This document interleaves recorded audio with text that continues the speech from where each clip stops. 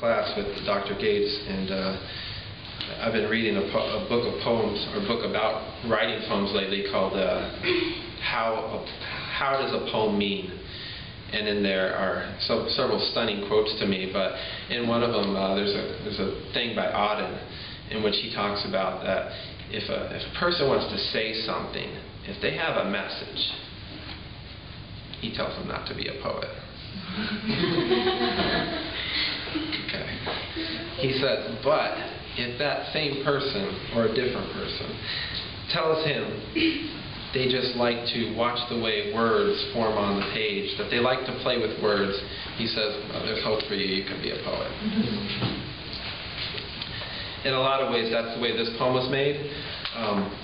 I was sitting one day, and my grandfather just started talking, and the poem formed out of listening to his words. It's called Fidelity.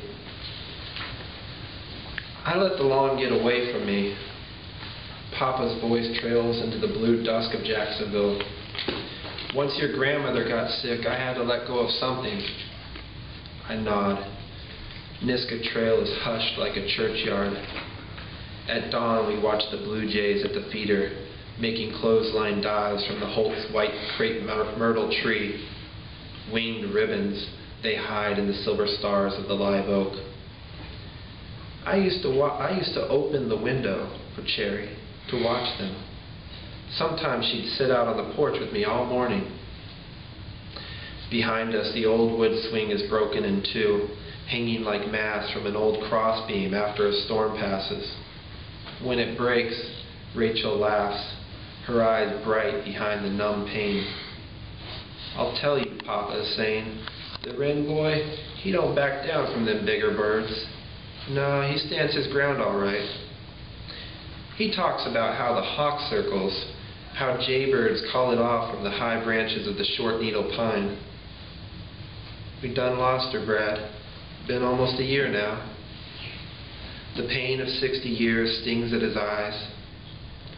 I look back over the lawn's yellow skeleton where we once played Red Rover.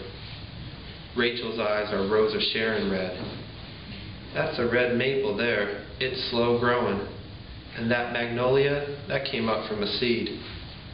Micah, our youngest child, fights off sleep, overtired. That swing's done gone old.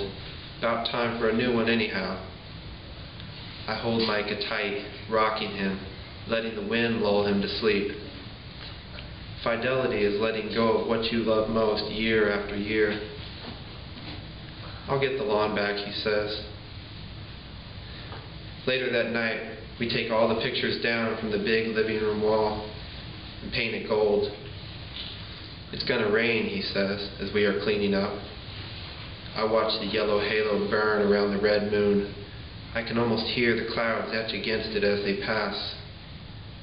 That night, making love feels like wrestling an angel for a blessing, our children dreaming below our bed.